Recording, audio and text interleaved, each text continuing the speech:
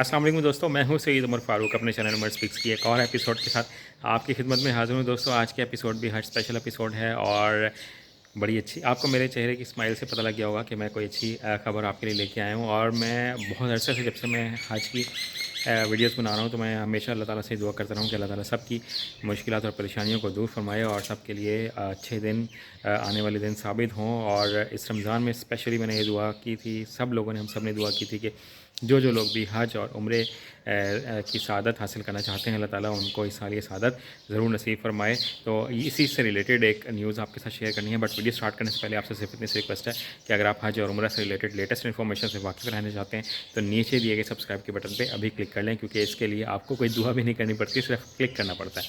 जी दोस्तों, बात कर लेते हैं कि क्या अच्छी खबर है जनाब। अभी अभी ब्रेकिंग न्यूज़ है।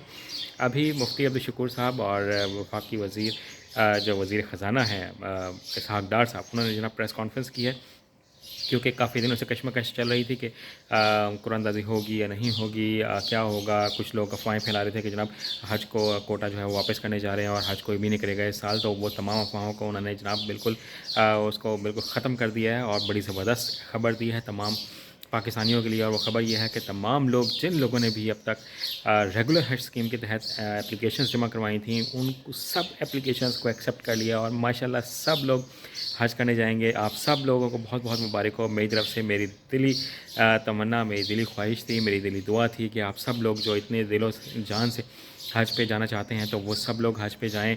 और आप के घर में इस वक्त खुशियों की शादियाँ बजने चाहिए, क्योंकि आप लोग माशाल्लाह हज पे जा रहे हैं, हाजी साहिबान बनने जा रहे हैं। तो मेरी आपसे ये रिक्वेस्ट ये भी है कि आप इतने अरसे मेरे साथ रहे हैं और मेरी वीडियोस को देखते रहे हैं, लाइक भी करते रहे हैं और मुझे बहुत अप्रिशिएट भी करते रहे हैं। तो मुझे आपने इस पूरे हज सीज़न में और उम्रा सीज़न में अपनी दुआओं में अपने इस भाई को ज़रूर याद रखना है, क्योंकि आपकी दुआओं की मुझे बहुत ज़रूरत है। और आप लोगों के साथ मैं बाकी भी अपडेट्स लेके आता रहूँगा। बहुत से लोगों की बहुत सारी क्यूरीज आ रही हैं कि हमें इस चीज़ पे वीडियो बना के दें, सामान पे वीडियो बना के दें और एयरलाइंस पे वीडियो बना के दें। मैं इंशाल्लाह ज़रूर तमाम अपडेट्स एयरपोर्ट से रिलेटेड बहुत डिटेल में वीडियोस लेकर आता रहूँगा।